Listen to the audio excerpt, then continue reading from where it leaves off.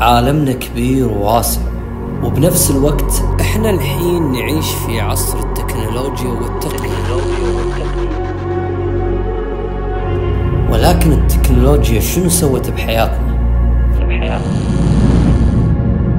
التكنولوجيا قدمت لنا الكثير وسهلت حياتنا، وخلت البعيد قريب، ودشت في كل تفاصيل حياتنا.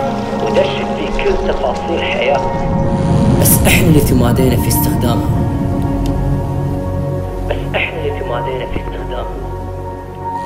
لدرجة ان خلتنا نقلل من حركتنا ونشاطنا البدني والذهني.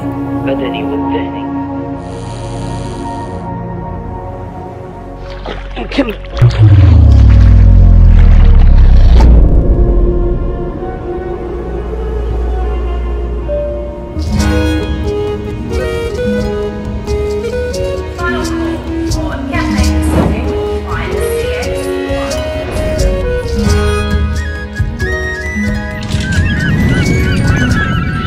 في رحلتي هذه اخترت مكان دقيق جدا بحيث ألبي هذه الأمور اللي أحتاجها، وابتعد وأجرب تجارب حلوة.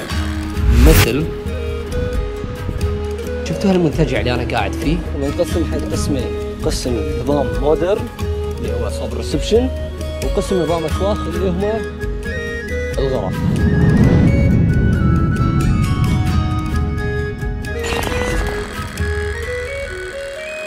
تدرون أنا وين؟ منتجع تلال مسقط. مو متخيلين اني انا نمت ليلة كاملة واحدة من هالكواخة اللي كلها سعف، نمت على صوت الموي.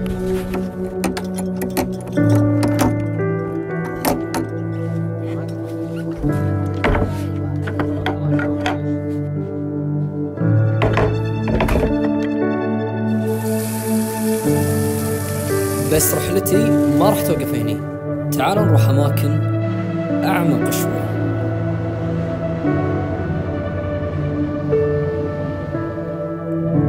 وحرصت على الطبيعة دائما تكون وياي وين ما أكون. يا جماعة شوفوا شنو شفت بالبحر.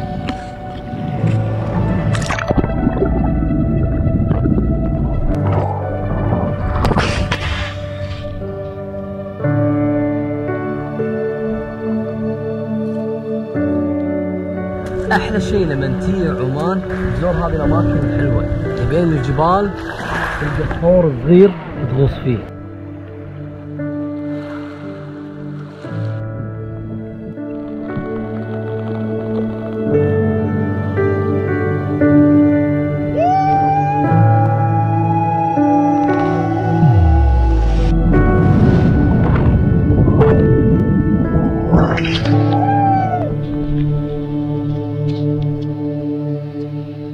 خلوا عنكم الصراخ وكل اللي شفتوه. الحين راح تبتدي رحلتي الصجية.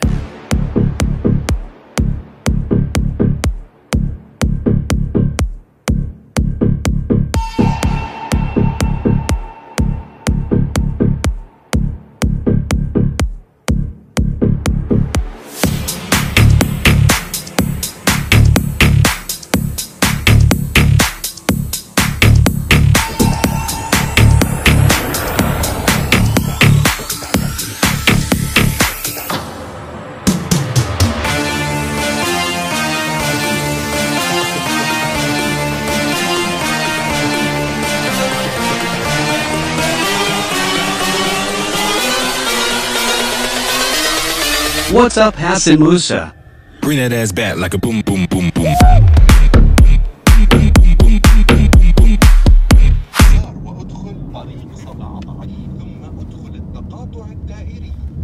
اوكي، طريق 17 هذا اللي يقوله. احنا حاليا رايحين حق هوية نجم، منتزه هوية نجم. اوكي ثواني خلينا نشوف جوجل ماب. انا مشي اي اوكي. وصلنا حق اول محطة برحلتنا، هوية نجم. يقولون والكلام على الراوي ان سبب هذه الحفرة هو سقوط نجم وارتطامه بالارض، واللي كون لي هذه الحفرة القريبة من البحر. طبعا قطر الدائرة هذه تقريبا 40 متر، وعمق البحر تقريبا 20 متر يقولون، بس ما ادري صحيح ولا مو صحيح. شوقوني الشباب، ايش رايكم نطب؟ يلا مش نطب.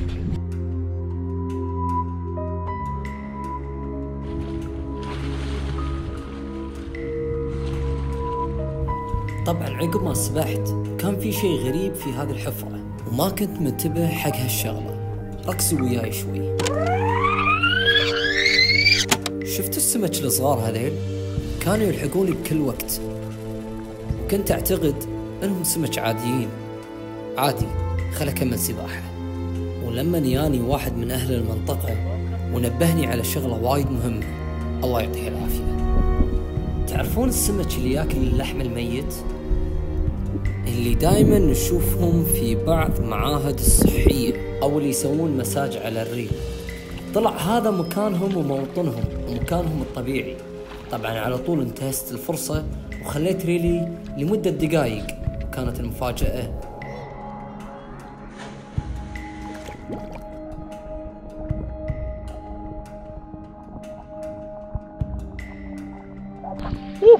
دلدخ.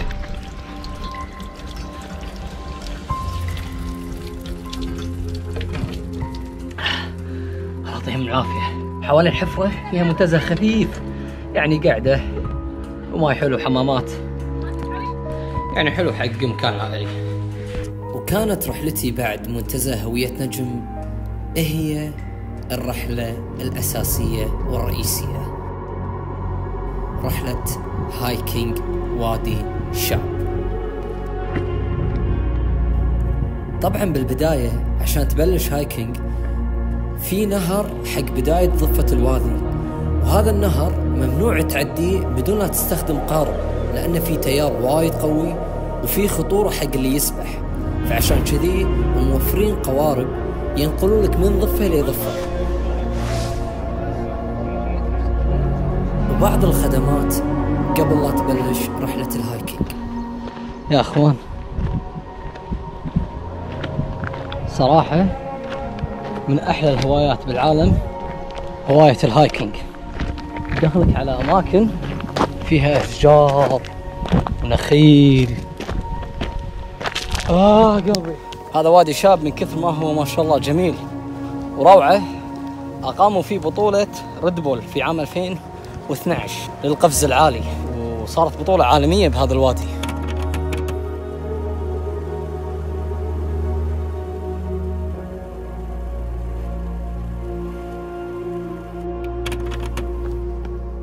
أحد الشغلات المهمة لما تيجي تسوي هايكينج في وادي شاب انك تحرص تكون واصل مبكر، لأن القوارب اللي تنقلك من ضفة لضفة وقتها فقط للساعة 6 المغرب. طبعا التارجت حق رحلة الهايكينج هذه انك توصل الى كهف بنهاية الوادي، وعشان توصل لهذا الكهف راح تحتاج مشي 45 دقيقة تقريبا، اقل او اكثر حسب سرعتك. وبعد المدة هذه راح تجيك لوحة تقول لك من هني راح تبلش سباحة. بعد ما تبلش سباحة راح تسبح لمدة 10 دقائق او 10 دقائق الى 15 دقيقة حسب قوتك. بعد ال 15 دقيقة راح توصل للتارجت اللي انا رايح له، الكهف.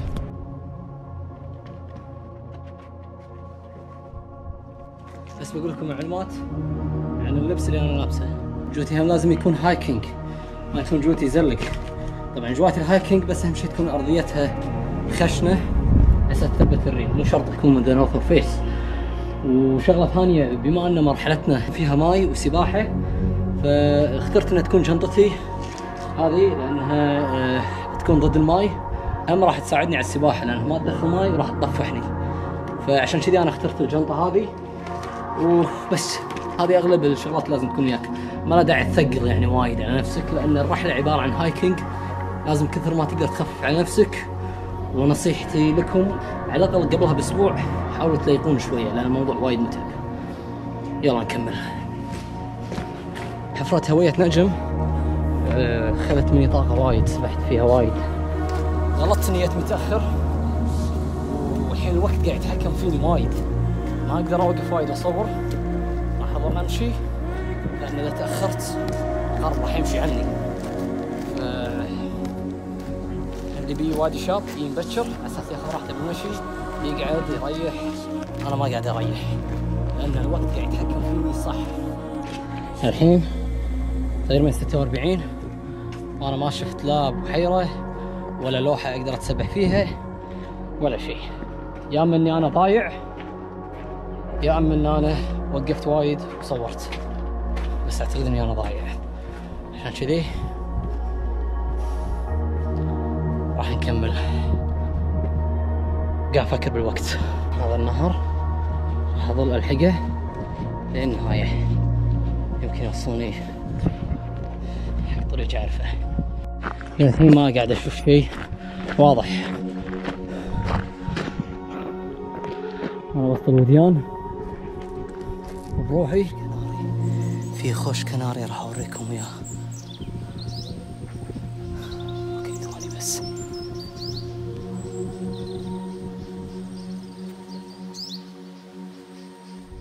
هل راح أكمل؟ هل راح أوقف؟ هل راح أرجع؟ راح أرجع؟ لا ما راح أرجع إلا من أوصل. أوبا.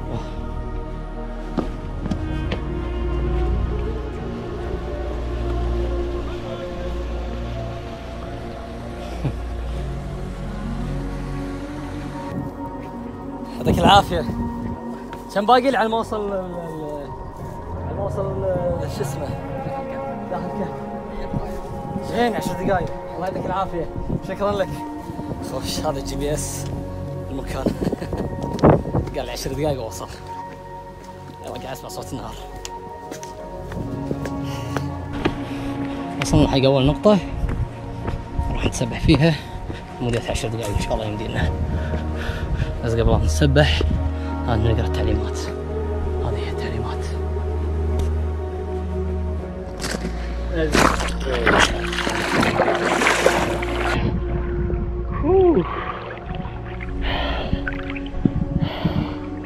حلو جنطتي هالطفح.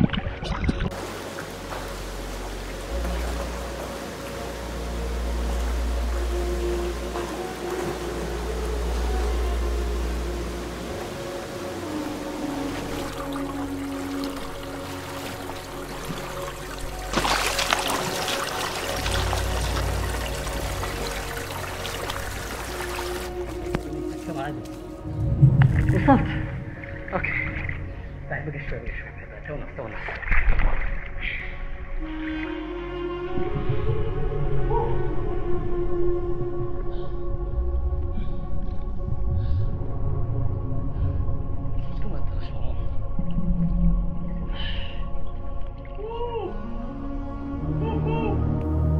طبعا وصلت حق الكهف، ولكن كنت متردد أدخل ولا لا. كنت خايف إن الماء يصعد ويسكر على المكان، وأنا كنت بروحي. كنت شوي تعبان، بس أنا ما قطعت هالمسافة عشان أوقف ودخلت.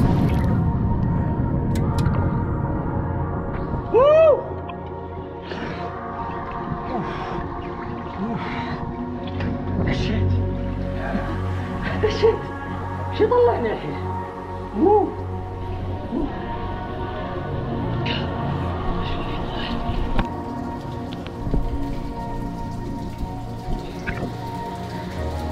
كهف وادي شاط. الحمد لله وصلت.